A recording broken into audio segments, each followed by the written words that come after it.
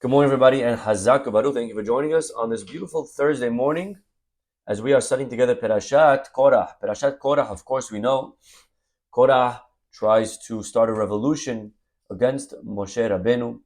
He accuses Moshe of many different things. And there's a lot of lessons, my friends, to be learned from this amazing story of Korah. The Parashah says that he gets up with 250 men and they they say, Rav Lachem, too much Moshe, too much power you're taking. Ki kol ha'edah kulam kedoshim. Really, everybody is holy. Ubtocham Adonai. God is amongst everyone. Umadua titnaseu al kehal Hashem. Why is it, Moshe, that you're taking too much power? Why are you trying to establish yourself over the Jewish people? We're all holy. This is Moshe's argument. This is Korach's argument. And the Midrash over here, and we saw yesterday a little bit of Rabbeinu Bahye, and I apologize, yesterday's class got cut off at the end, the audio on the recording. So we'll just repeat that last bit. But take a look at what Korach does. He brings over here, Hilbishan Rabbeinu Bahye says, quoting the Midrash, he dressed up these men with talit shel techelet.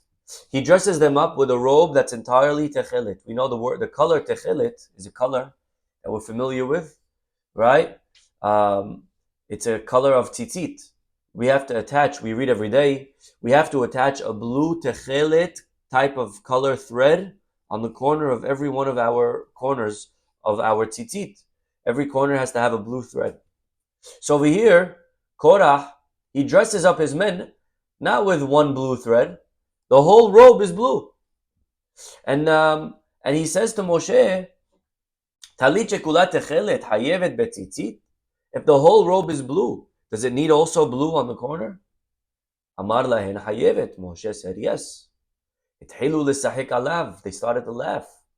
Amru, they said, if a whole white robe, one blue thread is enough, then here the whole robe is blue. Why do we need another blue thread? And then he asked him another similar question in regards to mezuzah. If a whole house, if a whole room is filled with sefarim, with Torah scrolls, does it need a mezuzah on the door? Moshe said, yes, of course. He said, I don't understand. When the whole room is empty, one little scroll on the corner is enough. Here, the whole room is a scroll. Why do I also need a scroll on the corner? This is Korah's argument. And by the way, based on this, he explains, that's what it means, Vayikah Korah. Vayikah, what did he take? If you pay attention, it doesn't say anywhere here what he took. It says that he took along with Datan and Aviram, but it doesn't say what he took. So Rabbeinu Bahye says, he took tzitzit. The Parashah right before Korah, the last pasuk, talks about the mitzvah of tzitzit. Vayikah Korah, and that's what he took. He took tzitzit and he brought it to Moshe as an argument. Now, again,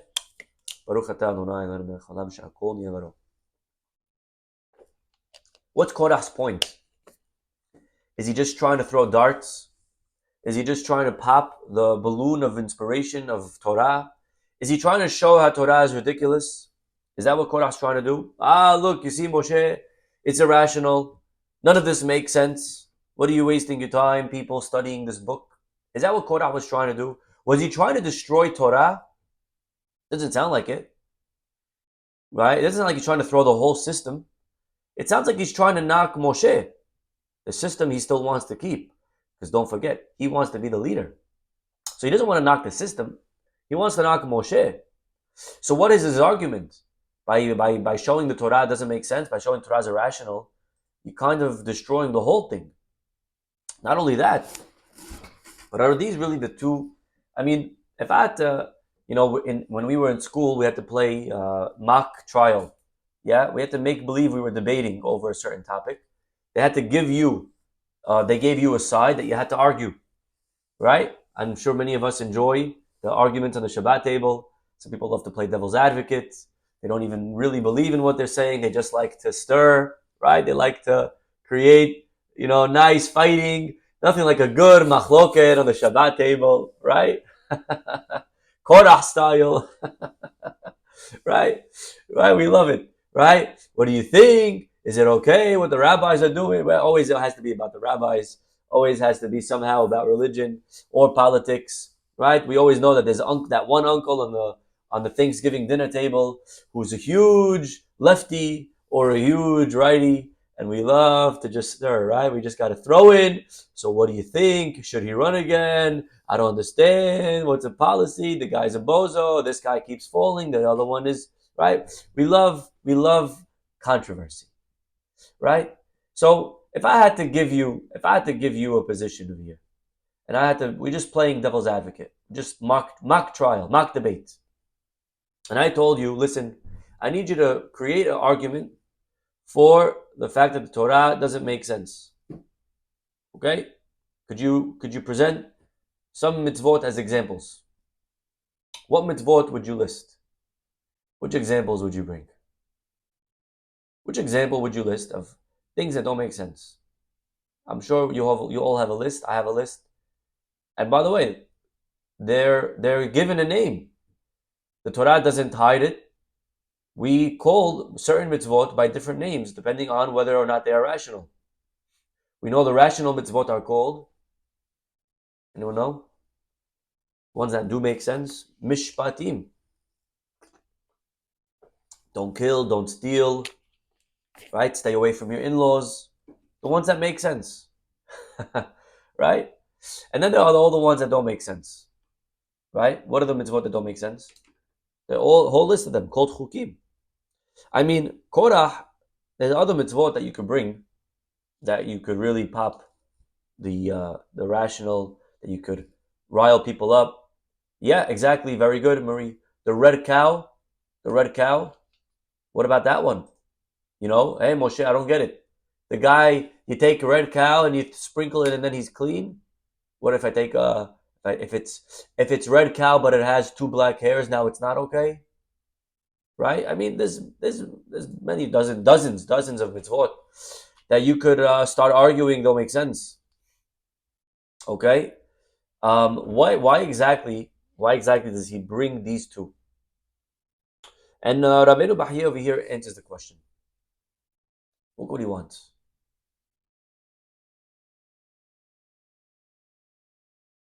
Mashal al Yisrael. What Korah is really trying to say is that really Moshe, I'm just giving you Moshe an allusion, a parable, an example to the Jewish people.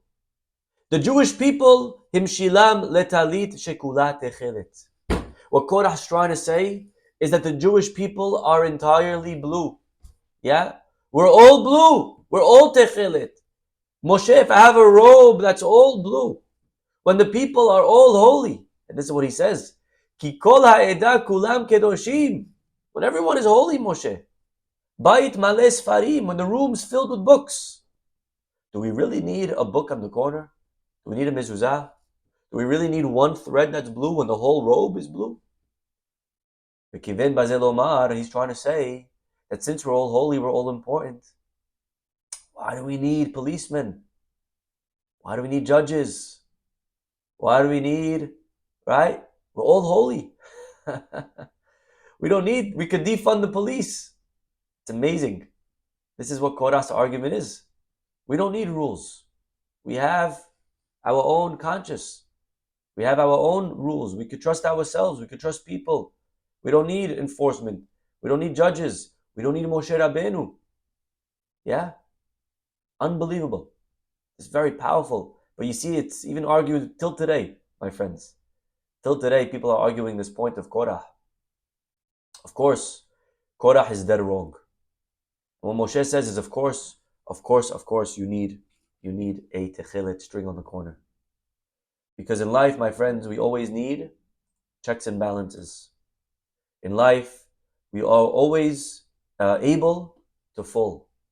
Yes, it's true. In theory, we all believe. In theory, we all have values. We all have ideals. We are all good in theory. But practically, Moshe says, is not the case. Practically, people are people. and people make mistakes. And so long that we're human, there will always be, unfortunately, sin being committed, and crimes being done, and law being violated. And as long as people are people, and we're not angels, we're going to need a techilit. We're going to need a leader. We're going to need and require constant um, rechecking and reinvestigating, and a constant introspection of ourselves. That will never end, so long that people are people. Yes, in theory, we should live with the wolf and lamb, yeah? But that's only in the times of Mashiach. In the times of Mashiach, then, yes, you could have wolf and lamb, but until then, that's only a vision, that's only a dream, that's only a hope. One day, I hope it'll get there. But that's not reality. Reality is the lion needs to be caged, and the lamb needs to be kept safe from the wolf. And this is the dream of Mashiach, that we'll be able to grab hand one to the other and walk in unison, and we don't need to worry about anyone doing the wrong thing. But this is only, my friends, a hope of Mashiach's time. Moshe is saying to Korah, 100%. Yes, we're all holy. It's true. It's true, we're all holy. But people fall, people fail. Our rabbi said it best. Nobody really is above temptation. And our rabbis say in Pirkei Avot, Al ta'amin be'atzmecha ad yom motcha. Yeah? Do not trust yourself until the day you die. What that means is that you have a person that has a track record of 1,000 days in a row, always doing the same thing, consistent, amazing. But never trust yourself, never be sure of yourself. And by the way, this really could apply in both directions. Al ta'amin ba'atzmecha could mean in the negative. It could mean in the positive. For good, sometimes a person says, me, there's no hope for me. What could I ever achieve? What could I ever accomplish? My whole life, look at my track record. I've always done the wrong things. It's true. You have a bad track record. But our rabbis say, Al ta'amin ba'atzmecha. That doesn't mean that it has to stay that way. People could change on the drop of a dime. A person who's a rasha, a wicked guy, comes and says to a lady, Hareat mekudeshet li. Behold, you are sanctified to me with this ring, on condition, and he says on condition, you ready? He says on condition, if there's no condition, that's usually how it's done these days, under the chuppah, he hands her the ring and he says, will you marry me according to the laws of Moshe and Israel? And she says yes, and everyone says, ooh, yeah. And all the married people sitting in the crowd are like, oh boy, he's in trouble, right? What's he getting himself into? Don't do it, right? Don't get married. Okay, that's all beautiful. But Gemara discusses, theoretically, what would happen if a guy proposes to a lady on condition. Al menat. And he adds certain conditions. And then he says, you ready? Following example. You marry me on condition that I am a tzaddik. And she says, yes. And we look now, we investigate, we realize that this guy's not a tzaddik. This guy's a rasha. Just yesterday, we saw him doing horrible things. Right? We saw the guy learning Torah in the bathroom. I'm just kidding. Yeah? Horrible guy, doing the wrong things. So now what? Is she married or no? Is she married, this lady? So Gemara says, Harezo safek mekudeshet. She is engaged, and if she wants to separate, she requires a get. Because, what do you mean? How can it be? He said, I'm a tzaddik, and we know he's not. Now rabbis tell us, of course, yesterday he's not. But maybe a second ago, Shema hirher teshuvah. Maybe 1 minute ago, this guy had thoughts of repentance.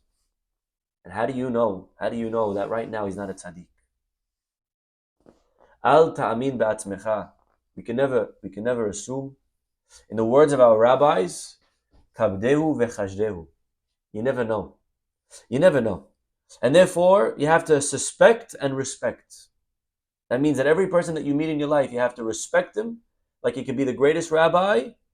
You also got to suspect him, because we all know what people are capable of falling to. Yeah? I never thought it. This guy, such a good guy. Who would have ever thought he would have done such things? Would have ever thought he could have fell to such low levels? You never know. A person can never trust themselves. That's why there are laws, there is halakha protecting us. It says, no, Rabbi, I don't have to worry. I'm not that type of guy. I don't need to worry about doing X, Y, and Z. It's not me. I don't have that temptation. No such thing. No such thing. Al ta'amin be'atzmecha ad yom motcha. In Judaism, nobody is ever above temptation. Every person could fall, every person could fail. The truth is, in Judaism, even the biggest people have fallen. Even the biggest, even the best. And, I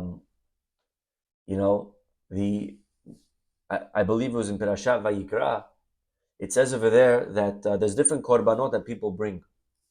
And it says that if you're this, you bring that. If you're the type of person, the level of person that you are will determine what kind of korban you have to bring as an apology. And when it comes to a nasi, to a prince, it says asher nasi yecheta. Yeah? And what does that mean? Asher nasi yecheta. It means when a prince sins. And our rabbis are telling us that they learn over here a very powerful lesson. That if you're a prince, you're going to sin. Because unfortunately, the reality of life is that the more involved in the world you are, the more you're going to sin. Yeah? And if you're an average guy, you're going to sin. But if you're a prince, for sure you're going to sin. Asher nasi yecheta, right? Power corrupts. Absolute power corrupts absolutely. Asher nasi yecheta. 100% a nasi is going to sin. Because if you don't want to sin, you can't be involved in the world. You got to live like a hermit. You got to go out, live alone. Don't be a prince. If you're involved, if you're doing politics, very ugly, we know, politics. Yeah? What was it Nathan Sharansky said? The difference between me and other politicians is I went to jail before I entered politics. Yeah? He went to jail before he entered politics. So, it's ugly. Yeah? It's ugly. Getting involved means sometimes you have to get dirty. And if you're a nasi, asher. For sure you're going to sin. Question is not if. The question is when. Question is when. And really, even as if we could just take a step back and analyze it historically, our rabbis tell us there were 4 people that never sinned. 4 people and only 4. You know who they are? Who are the 4 people that never sinned, my friends? Well, let's go one by one. Number 1, Binyamin. Okay? Number 2, and try to find a common thread over here, a common theme, if you can. Binyamin. Number 2, who knows? Who's the second guy? Amram. Moshe, right? Amram. Number 3, Yishai. Number 4, Kilav. And these 4 people, what's very interesting is that if you were discussing them and someone asked you, who's that? Who is it? Who's Binyamin? Right? If someone said, hey, tell me, who's Binyamin? What would you answer? You would say, it's Yosef's brother. Right? It's funny because Binyamin's identity is vis-a-vis Yosef. Right? If I asked you, who's Yosef? What would you say? Say, what do you mean, who's Yosef? Yosef, you don't know who Yosef is? Study the Bible. Go read about Yosef. You're expected to know who Yosef is, but you're not expected to know who Binyamin is. If I say, who's Binyamin? You say, he's Yosef's brother. If I ask you the next guy, who's Amram? Amram is Moshe's father. Right? That's his identity, is through Moshe. Right? If I ask you who's Moshe, we say, who? What do you mean, who's Moshe? Go read the Torah, I'll tell you who's Moshe. Right? So Binyamin is not great so much in himself. Trust me, he's a big guy. But Binyamin, really, we know more about his brother, Yosef. Amram, we know more about his son, Moshe. Who's Yishai? Someone asks you, who's Yishai? I don't know who's Yishai. But I'll tell you who his son is, David. You know David? Oh yeah, of course I know David. And who's Kilav? You don't even know who Kilav is, by the way. Who's the 4th guy? Kilav is David's son. What's so powerful is that these 4 people are not directly the leaders themselves. They're one off of the leader. They're directly related to a leader, but they're not the leader. What the Gemara is saying is that if you want to know who are the four people that never sinned, it's not Moshe, it's Moshe's dad. Because Moshe himself did sin. It's not Yosef or Yaakov Avinu. They did sin. It's it's Binyamin, it's Yaakov's son. Or it's David's dad or David's son. But the truth is that those are not the people in life that we learn about, that we study. People that we study are the ones that did mess up. Because Asher Nasiyeh Cheta is if you want to be great in life, it means that we're going to make mistakes. That's what it means to be a leader. To be a leader means to lead, to go to places that people never went. There's no playbook over here. If I'm just following what someone else did, that's not called a leader. You're just reading something that someone else he made the mistakes, and you're okay, very good. But you're not taking any risks. You're not taking any chances. A man approached the great Rabbi Rav Steinsaltz. His real name was Rabbi Adin Even Israel. He asked him if he had any regrets in his life. And Rabbi Adin responded, I made many mistakes and I regret them all. But he said, I regret far more all those things I never tried out of fear of making a mistake. I fear not the mistakes that I make. I fear the things that I didn't try because I was afraid of failure. Most people in life, my friends, most people in life fail not because they aim too high and miss, but because they aim too low and hit. Yeah? How many people are afraid of going out because it means getting hurt? And I've gotten burned too many times, Rabbi. I'm going to take a more passive approach to dating now. I'm just going to sit back. If they come, they come. But I can't fail anymore. Too many failures. Too many mistakes.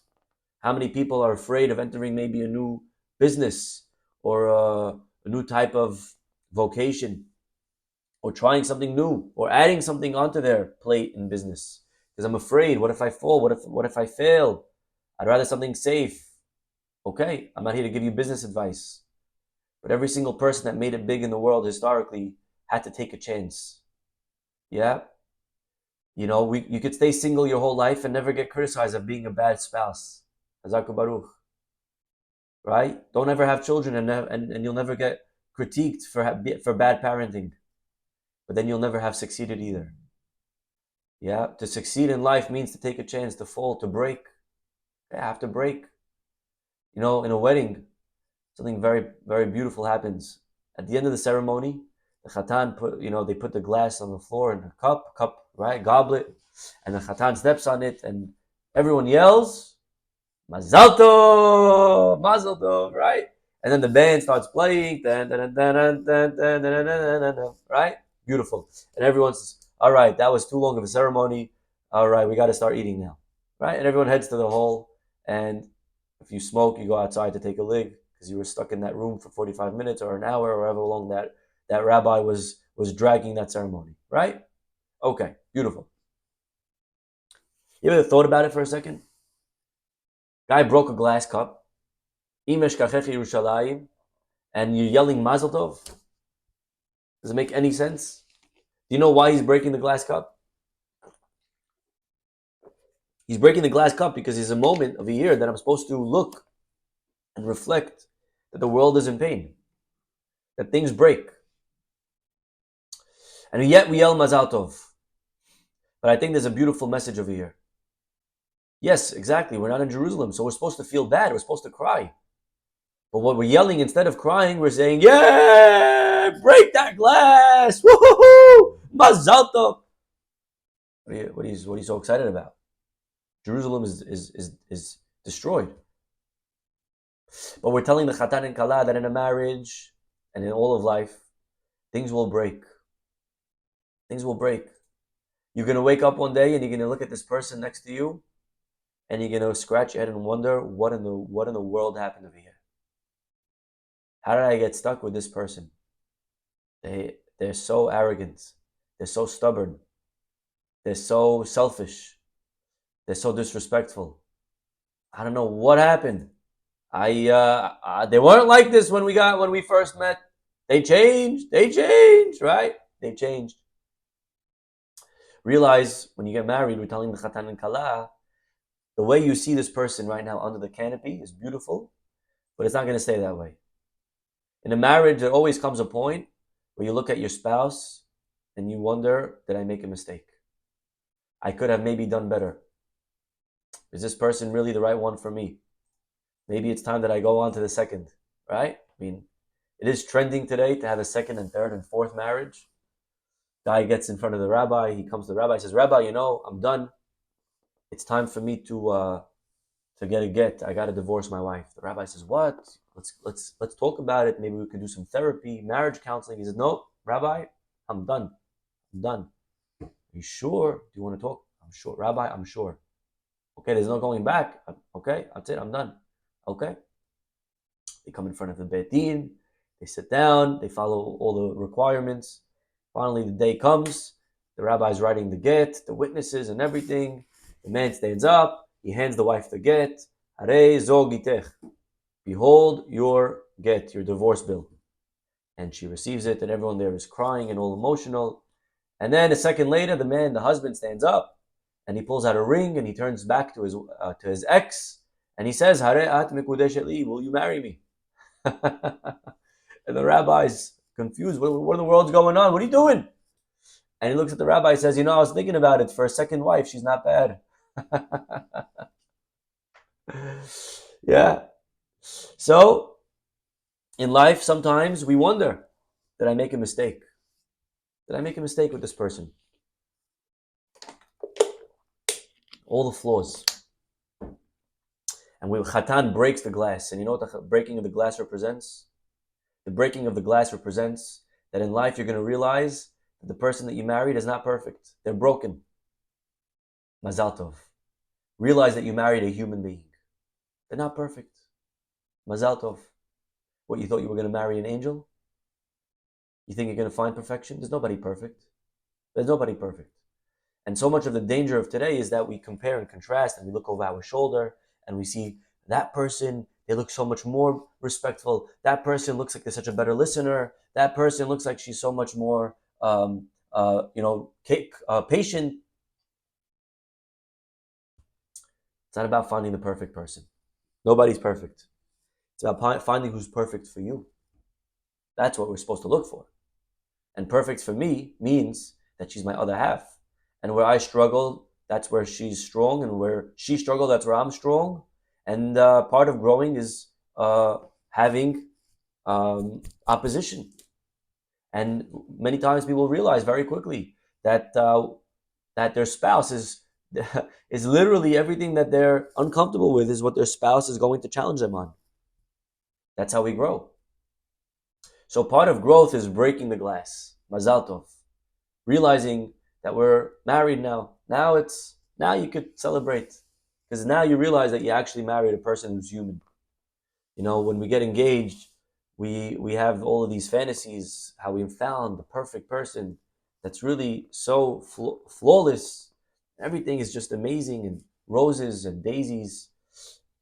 And that's only temporary, right? Very quickly there's a wake up. And that's part of life. Part of life is realizing Asher Nasi Yicheta. A Nasi Wilson. To live means to err, right? I err, therefore I am. Yeah?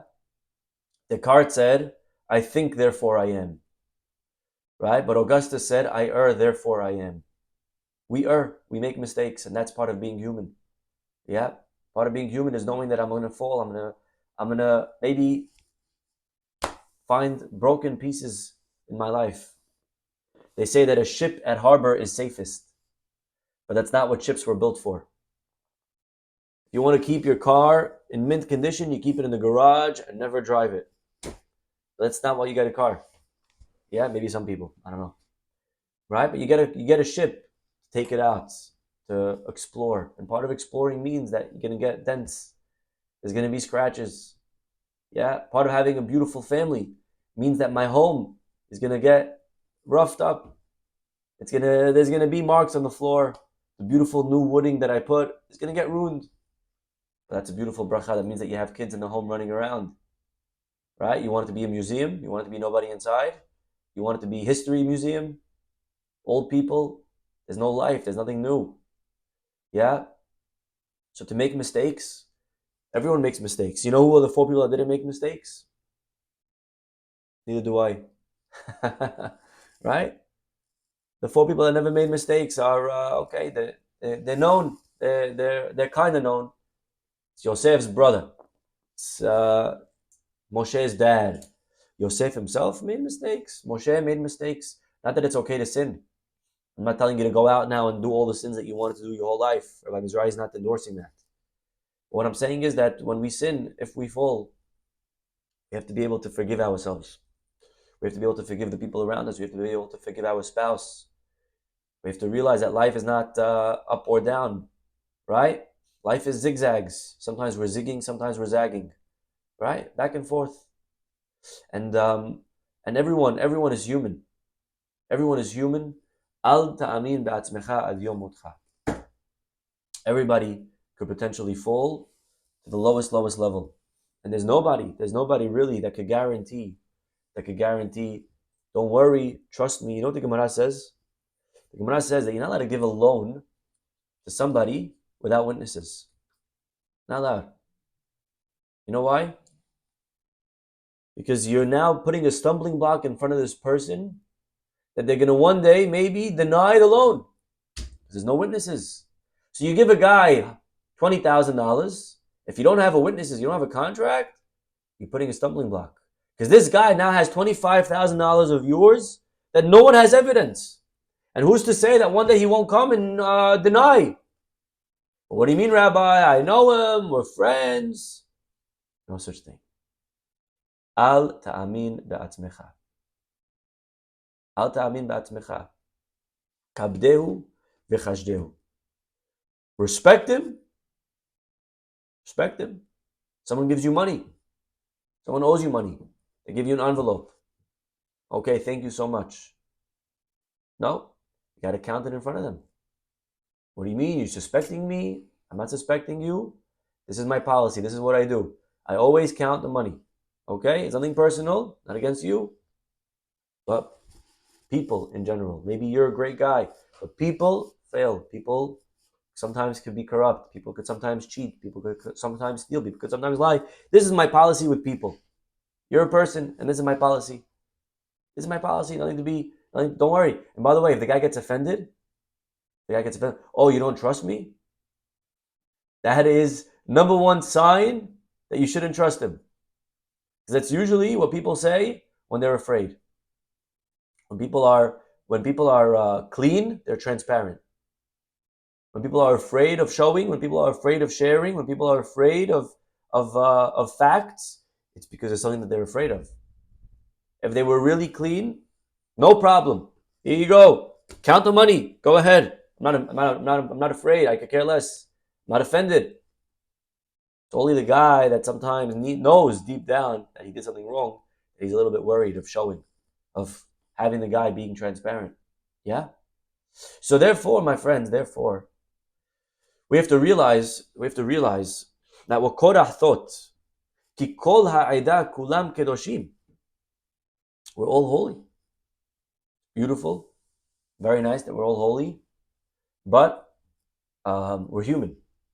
We're human, and we need, even a robe that's fully techelet, needs a blue string, needs the Moshe Rabbeinu. We need the leaders. The Gaon of Vilna, as great as he was, he would hire the Magid of Duvna, who was a big rabbi in his time, to give him weekly musar, weekly criticism. I need criticism. I'm not perfect. And I need somebody to come and question and challenge me. Sometimes in life we feel like we're so big, we're so good, we're so important. How dare you question me? How dare you challenge me? You challenging me? You know how many years I've been doing this? I know what I'm doing. I don't know many things, but this thing I know. Why all of a sudden you're asking questions now? And we take it personal when people confront us. Right? This is kind of like what Korah was saying. Korah was saying, we're all holy. We don't need to answer up to nobody. Yeah, you know how long I've been head of this company? Now you're going to come along and start. Yeah, really, our rabbis say sometimes something very powerful. Ezehu chacham halomer mikol adam. A chacham is someone who learns from everyone. But I heard one time a very, very beautiful spin on this Mishnah. Ezehu chacham. You know who's a real chacham? Halomed mikol adam. Someone who learns that in every situation in life, I could be human. Halomed mikol, he learns from everyone that he's Adam. Not that I learn from every person, but I learn in life that I'm a person. I'm a human. I can make a mistake. Maybe I made a mistake. And it's good to have, by the way, a partner. It's good to have somebody in life that could oversee, that could check your work. You got to check your work. You got to have someone that could balance out and check and to wonder, maybe I could be doing something better. Maybe I could be doing something different. You could always grow. Because I'm Adam, I'm human. I'm human. No matter how old you are. No matter how, and by the way, the older the person is, the wiser the person is. And it's more understandable if the person feels offended. You know, of someone else younger coming in and challenging. Who are you to challenge? Well, don't forget your place. What chutzpah, what arrogance. Ooh, what school you go to, little kid? You questioning me? Right? Nobody is above scrutiny. Nobody's above scrutiny. Let me tell you about this guy Amram. This man, holy man, Amram, who never sinned. But our rabbis tell us the following. Amram was, who was Amram? We know he was Moshe's father. But before he had Moshe, actually his daughter, one day, she came and she gave him a big criticism. Let me give you the background. Amram was married to a lady by the name of Yocheved. She also happened to be his aunt. Okay? Not allowed after the Torah was given. But before the Torah was given, it was allowed. So Amram is married to his aunt, Yocheved. Remember, Amram is the son of Kehat. And Yocheved is the sister of Kehat. So he married his father's sister. Okay? Amram married his aunt. Anyways, Paro makes these decrees that anybody that's born, any boy that's born must be thrown in the river. Yeah? Paro was paranoid. He was afraid. He saw in the stars that a leader is going to come from the Jewish people and overthrow him. So he makes a decree, every boy must be thrown in the river, cast in the Nile. Okay. Well, what does Amram do? He does a very noble thing. Amram says, well, if that's the case, what good is it that I'm still married to Yocheved? All of our intimacy will yield no fruit. It'll only lead to child being thrown in the river. If that's the case, I should separate from her. I should remain holy. The reason that I should do that act of the mitzvah of intimacy is for children. But here I can't have children, so that's it. I'm abstaining. And he separated from his wife. And really, when he did it, everyone else did it. And this was a very, I'm sure, calculated thought of a great person. And many people, by the way, historically, unfortunately, had to be confronted with this similar decision. People that were during communist Russia, had to wonder, is it worth bringing children in the world that are only going to be drafted into an army that's atheist, and that their entire agenda is, and it was known that if your child went to the army, they were going to come back an atheist. It was known. They drilled them. It was really about indoctrination, not just about fighting. So many couples had to make the sad, unfortunate decision of birth control, of staying away from having children. Why bring children into the world that's going to only be filled with negativity and anger and hate? Yeah? And this is a decision that Amram had to make, and I'm sure it was very, very well thought out. And all of a sudden, one day, his daughter comes. And mind you, she was all 6 years old. And she says to her father, Dad, I just want you to know, Dad, that you are worse than Paro. Looks at her, he's like, what? He says, you're worse than Paro, she says. Because Paro is only killing the boys. And by you not having children, you're not having boys and you're not having girls. Paro is only killing the boys. You're killing the boys and the girls. You're worse than Paro. Now imagine you are Amram at this moment. And your little daughter comes and she starts giving you a little musar. You ever got criticized by like a younger kid? Hey, mister, I saw you talking in shul. You're not allowed to talk in shul, my daddy said. Right? What would you say back to that little kid? Okay, little boy, go get a lollipop. Leave me alone. Right?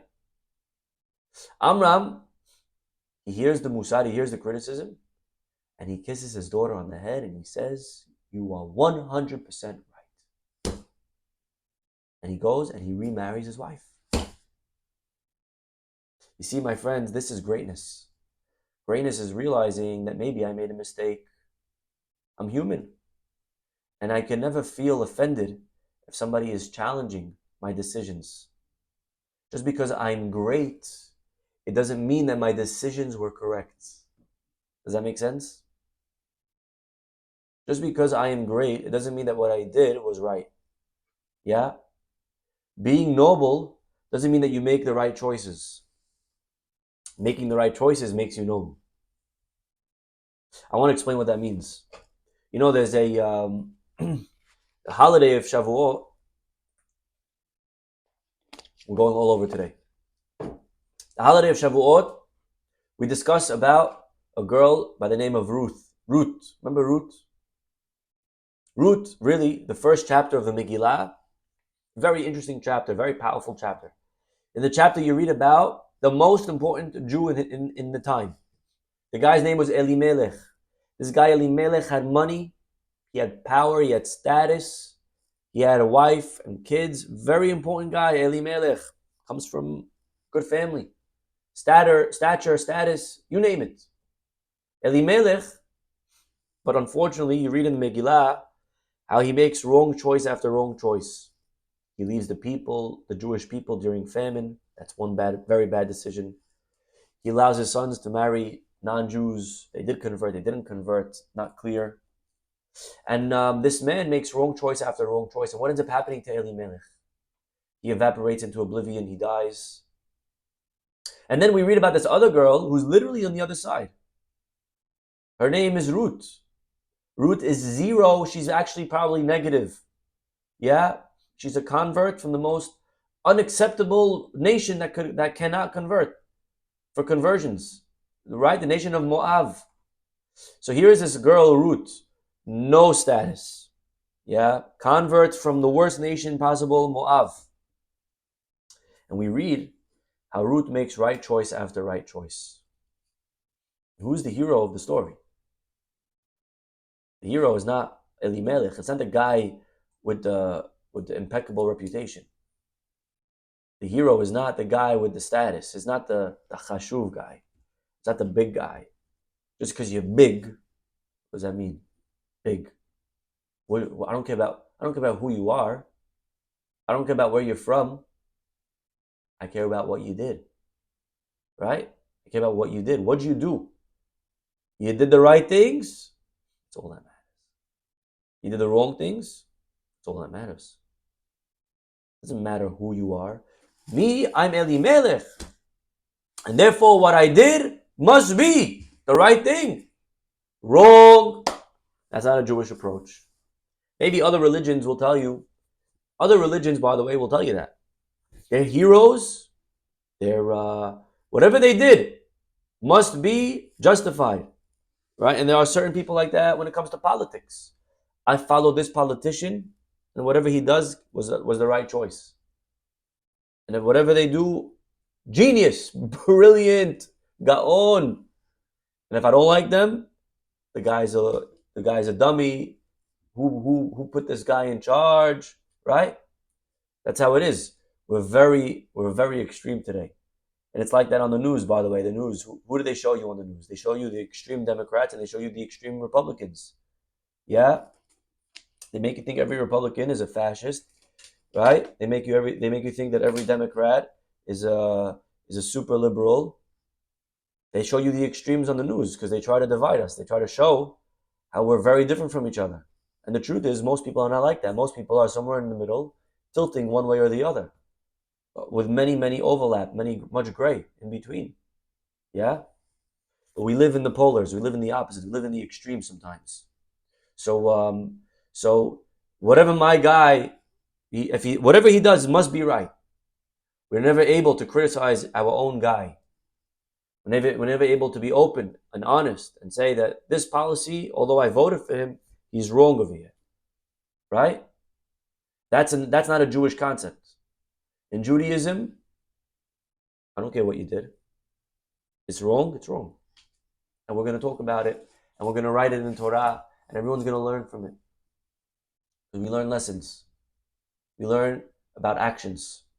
We don't learn about people. We learn about actions. And you can be the greatest guy, but if you did something wrong, Torah is going to write about it because it's something to learn from. And even Moshe Rabbeinu, he was angry, he hit the rock. Again, not that we're here to judge them like as if they're us. These people, we don't come close to their toenails. These are the greatest people in history.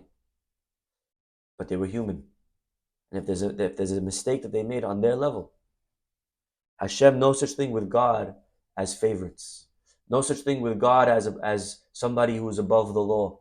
You know, in secular society, person is close to the president, he gets pardoned. You do something wrong, we let it go. Ramchal Mesilat Yesharim is very clear that there's no such thing as letting it go in Judaism. Hashem doesn't let anything go. What you did was wrong, and you got to pay. You don't do tshuva, you got to pay. Everybody's accountable.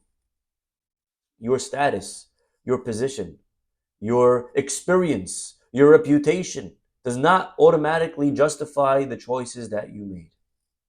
We have to judge what was done for what was done by itself in a vacuum. Doesn't matter who did it. Yeah? Be the biggest rabbi. If it's wrong, it's wrong. Doesn't become right just because a rabbi did it. Doesn't become okay just because you're the CEO of the company. If you're wrong, you're wrong. And we got to discuss it.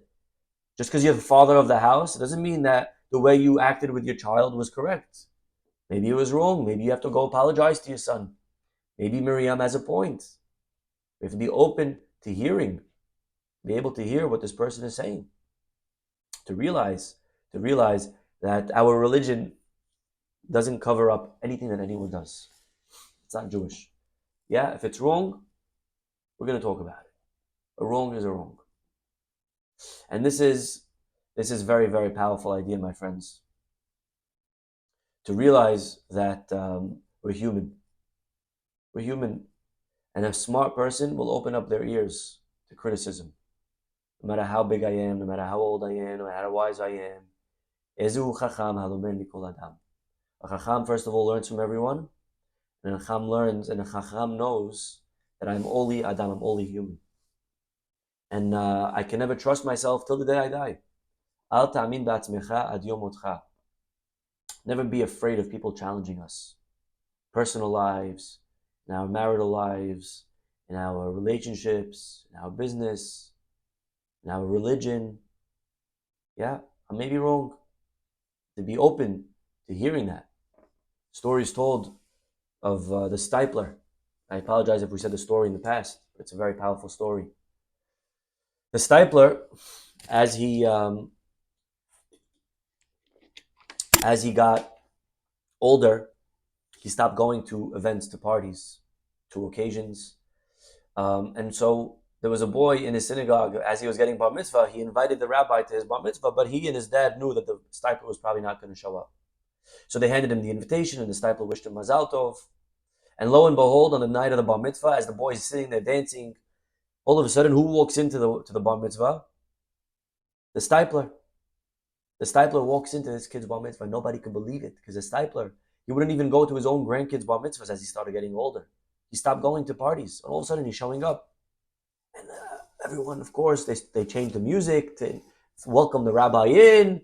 Not that it was bad music before, certain bar mitzvahs, it's like inappropriate music, and then the rabbi walks in, you got to change it to a different genre.